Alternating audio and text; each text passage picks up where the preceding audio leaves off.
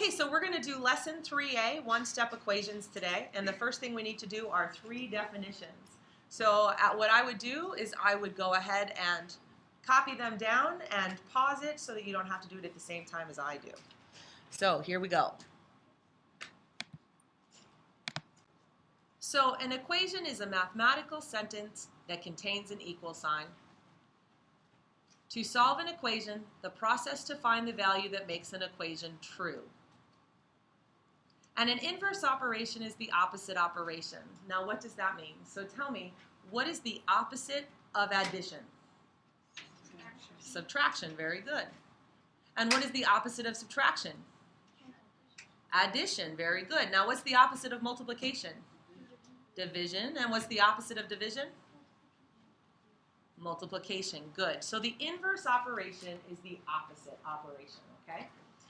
Now, what we're going to do is we're going to solve the equations at the bottom, and then we're going to fill in the steps up above.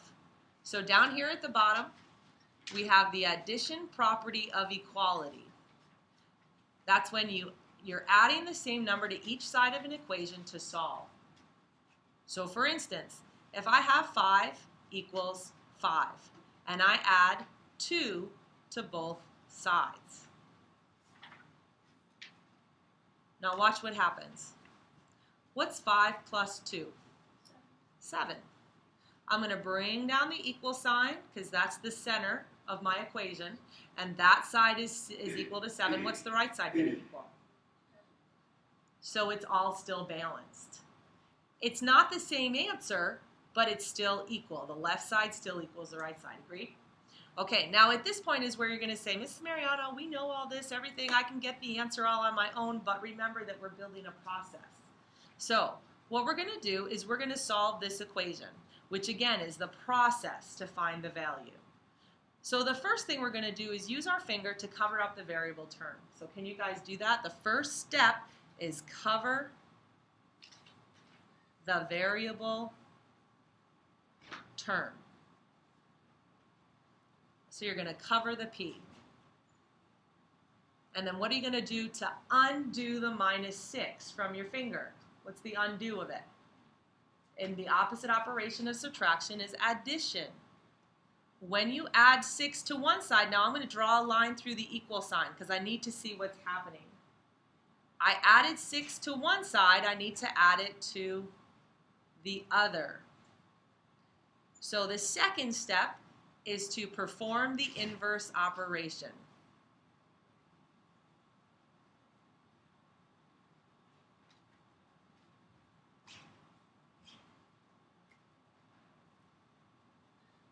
Okay.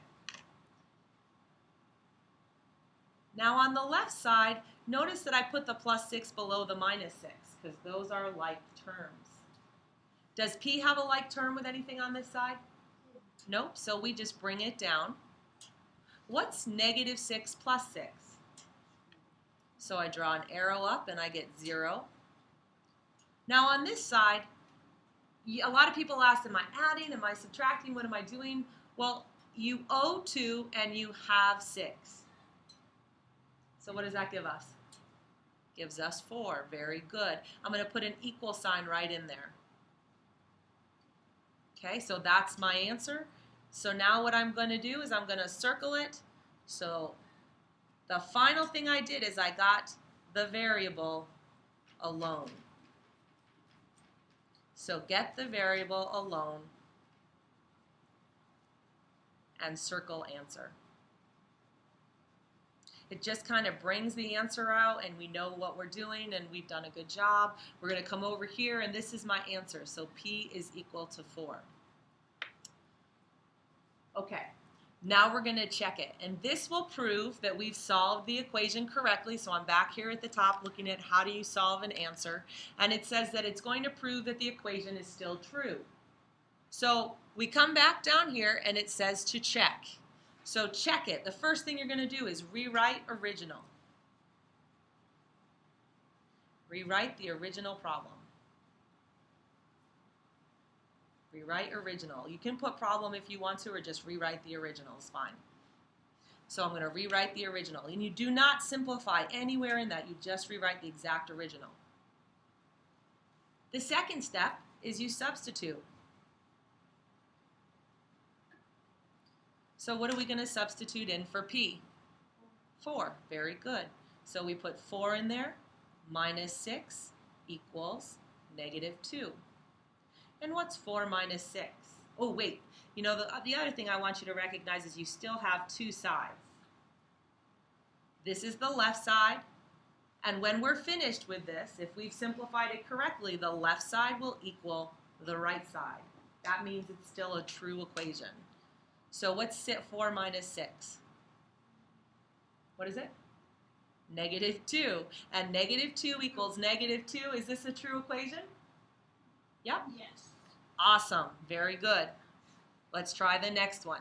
Ooh, last thing up here. So the last thing for number 3 is we substituted and then we simplify each side.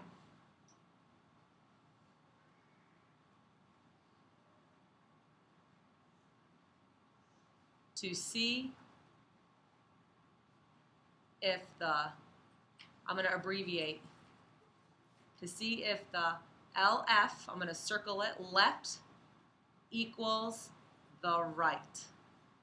To see if the left equals the right. So simplify each side to see if the left equals the right. And if it does, it's a true equation.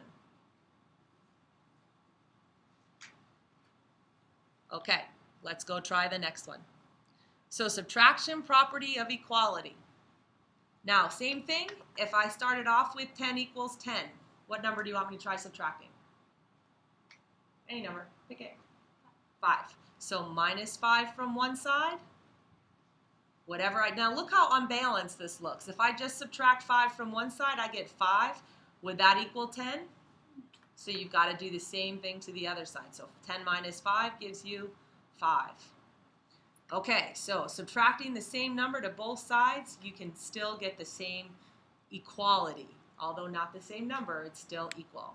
So let's look at this next one. Now when I look at the next one, the first thing I'm going to follow the rules again, says to cover the variable term. So I'm going to use my finger and cover the variable term. What is going on? What do I have that I have to simplify first? Go ahead, talk. It's okay.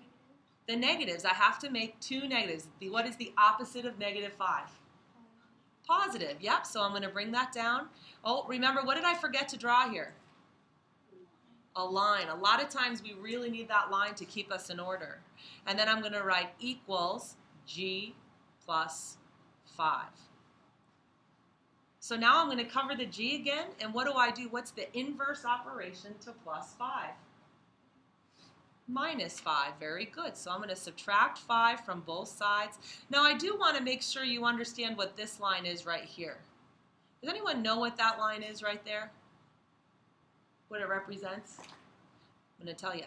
It equals an equal line. It's like an equal sign. That line means whatever I do next is equal to the one above it. Okay, so now I owe 14 and I owe 5. Anyone know that? I owe 19, which equals, now what's going to happen with the plus 5 and the negative 5? 0. So I'm going to write that up here because I do need to make sure it does. A lot of times we do the wrong operation and we still get 0, but it really doesn't. So make sure you keep that in place and you always think about that. Now we bring the g down. Do we like the g on this side? No. I'm going to change it and put g on this side equals negative 19. Do you know why you can change that? Do you know what property allows you to change it around the equal sign? You want to say commutative, but it's not. Ready? I'll show it to you. It's called symmetric property. Go ahead and write it right on there. Symmetric property is the property that allows you to change something around an equal sign. I will ask that question numerous times, so make sure you understand that. If it's equal this way, I can just flip it and it's equal that way. I'm going to write that over here. G is equal to negative 19. Okay, now we'll check it. What do we do to check it? What's our first step? Rewrite the original problem. So the first thing is rewriting the original equals g minus negative 5. The original has g minus negative 5. It doesn't have g plus 5. Second step, what do we do now? Substitute. Very good. So negative 14, instead of g, I'm going to put negative 19 in there, minus a negative 5. So negative 14 is equal to negative 19. The opposite of negative 5, positive 5. Now, I didn't draw my line. For those of you that need the line, there it is. Negative 14 equals, is that negative 14 on that side too? All's good in the world. I like to do a little check there. A lot of people do smiley faces. Whatever you need is good for you. Go ahead. All right. Let's go ahead and flip. Okay, so what I'd like you to do right now is I'd like you to try number 3, and then I'd like you to pause the recording, and then I'd like you to check it afterwards. So go ahead and begin. Okay, so what you should have done is you should have covered the D, and before you did that, you should draw your line. Covered the D and saw that you were subtracting 3, so you should have added 3 to both sides. You draw your line because that's an equals line, and then I owe 12 and I have 3, which means I owe 9, equals D because these two give me 0. Then you go over and check it, and to check it, you rewrite the original. The second step is you're going to substitute in. And we're going to go negative 9 minus 3. Some of you need a line right through there, and if you do, make sure you have it. And then negative 12 should equal, I owe 9, I owe 3. That means I owe 12. Now, the only thing we haven't done yet is a graph, and what I'd like you to do is off to the right side. For the graph, what we're going to do is we just think, okay, what number is it that I need to plot on here? Well, before I do that, I actually left this backwards. I should have D is equal to negative 9 because of what property? What? Symmetric property. Very good. Symmetric property should have flipped that around. So D is equal to negative 9. So that's the one I want to plot over here. But you always have to have at least 3 points on a graph. So think about where 0 is. Is 0 to the right or the left of negative 9? To the right. So this would mean this is negative 8, and this would be negative 10. And I put the letter D above negative 9, and I put the point D right there. So that's all a graph looks like. You'll need to do that when you do your homework, so keep that in mind. Okay, try number 4. The only thing I want to really start off with before you hit number 4 is be sure that when you have a double sign, you simplify it first. Because otherwise you're going to ask yourself, am I adding or am I subtracting? And really simplify the sign first. So what would a positive times a negative give you? A negative 7 equals 8. Now there's no question what's happening to K. Okay, go ahead and begin. Try to solve the entire thing and then go ahead and come back and see what happened. So what we did is we drew our line, we added 7 to both sides, and we got K is equal to 15. Now we check it. We rewrite the original. Second step is we're going to substitute. I'm going to draw my line. We're going to substitute. So 15 plus a negative 7. If I have 15 and I owe 7, that means I have 8. Does the left side equal the right? It does. So I check it. Now, 5, 6, and 7 are word problems. What I'd like you to do right now is translate them into equations and then stop. Go. Than what you guys did in the warm-up yesterday, this one just starts off and says Bryson has 55 in his savings account. It's not an unknown, so we don't need a variable there. He has 55. So this is 21 more than Sydney. We have no idea how much Sydney has except for that it's 21 plus however much she has. So Bryson has 55, and that is 21 more than Sydney. So instead of Sydney, I'm going to actually use S. You know how much I don't like doing that, but I'm going to write my S's really well. So Sydney is going to equal S. So the equation would be 55 equals 21 plus however much Sydney has. Okay, so let's try number 6.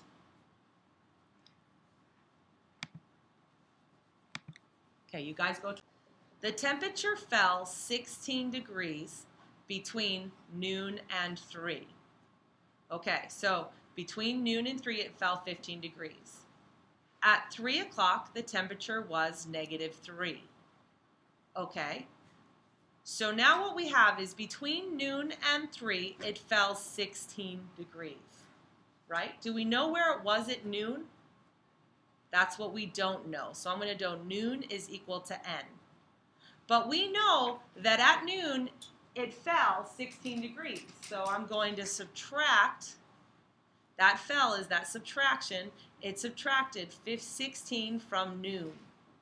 And the temperature ended up at 3 being -3. Okay, try number 7. So for number 7, the perimeter, you have to start off with the topic sentence. And the perimeter is equal to the sum of all sides. So in this case, it's a triangle. So the triangle, and I always, whenever I have a shape, I would draw the shape and I would define it as I went. So it tells us that the perimeter is, so it's equal to 24 centimeters. I like to put perimeters or areas right inside of the shape. And 2 of the lengths are 9 centimeters, so I'm going to put it right on my triangle, and 6 centimeters. Oops, that looks terrible. I'll fix that. So 6 centimeters. Now what about the third side? Do we know what that is? So we're going to make it X or anything, T, whatever you want to. So now, what do I put in for the perimeter? 24. So I substitute that in. Equals the sum of all sides. So now I'm going to add 9 plus 6 plus X. So 24 is equal to 9 plus 6 is 15 plus X, and now I solve for X. Now, there's 2 parts to every question, and the first part is getting the equation. The second part is solving for X. Now go ahead and solve 5, 6, and 7 for X, and then stop. Go. 5, you should draw your line. You should subtract your 21, because when you cover it with S, you should end up getting 34 is equal to S. Okay, now the question is, what did we just find? So what do we have to label 34 with? Because almost all of you in here did not. It's dollars. So you always have to finish off a word problem by saying $34. Now I'm also going to go back. My check, who created that equation? We did, right? So when you create an equation, you can't check it the normal way. You have to think, does my answer make sense? And if I add 21 to 34, would I have what's in Bryson's account? I would. That makes sense. So my answer is correct. So Sydney has $34. Now number 6, I draw my line, I add 16 to both sides, and I get n is equal to, I owe 3, I have 16, that means I have 13 what? What happened? It dropped 13 degrees.